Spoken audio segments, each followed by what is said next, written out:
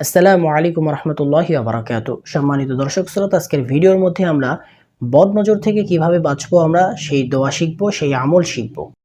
বদ নজর সেটা মানুষেরও হতে পারে, জিনেরও হতে পারে। আর এই নজর কিন্তু সত্য। রাসূলুল্লাহ সাল্লাল্লাহু আলাইহি ওয়াসাল্লাম হাদিসের মধ্যে বলেছেন, নজর হচ্ছে সত্য। সুতরাং মানুষের বদ নজর লাগতেই পারে, জিনের বদ নজর লাগতেই পারে। মানুষের হিংসা মানুষের হিংসা থেকেই কিন্তু আমাদের বদ নজর লেগে থাকে। সুতরাং এই বদ নজরের কারণে অনেক সময় অনেক ক্ষতি হয়ে থাকে।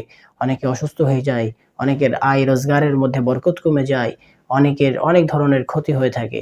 আর এই বদনজর থেকে বাঁচার জন্য রাসূলুল্লাহ সাল্লাল্লাহু আলাইহি ওয়াসাল্লাম খুব শক্তিশালী একটি দোয়া আমাদেরকে হাদিসের মাধ্যমে শিখিয়ে দিয়েছে।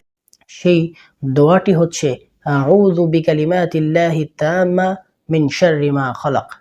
আবারও পড়তেছি, আপনারা ভালো করে মুখস্থ করে ফেলুন। ছোট্ট একটি দোয়া, খুব শক্তিশালী দোয়া। আউযু বিকালিমাতিল্লাহি তাম্মা মিন শাররি মা খালাক। এই দোয়াটি আমরা সকালে এবং সন্ধ্যায় ৩ বার করে পড়ব। সকালে ৩ বার এবং সন্ধ্যায় ৩ বার করে এই দোয়াটি পড়লে আল্লাহ রাসূল সাল্লাল্লাহু আলাইহি ওয়াসাল্লাম এই শেখানো দোয়ার মাধ্যমে আমাদের বদনজর, জিনের বদনজর, মানুষের হিংসা থেকে যে বদনজর লাগার কারণে আমরা অসুস্থ হচ্ছি, আমাদের আয় রোজগারের মধ্যে বরকত কমে যাচ্ছে, ইনশাআল্লাহ আল্লাহ তাআলার রহমতে সেই বদনজর কেটে যাবে। আল্লাহ রাব্বুল আলামিন আমাদেরকে উক্ত দোয়ার উপরে আমল করার তৌফিক দান করেন। আসসালামু আলাইকুম ওয়া রাহমাতুল্লাহি ওয়া বারাকাতুহু।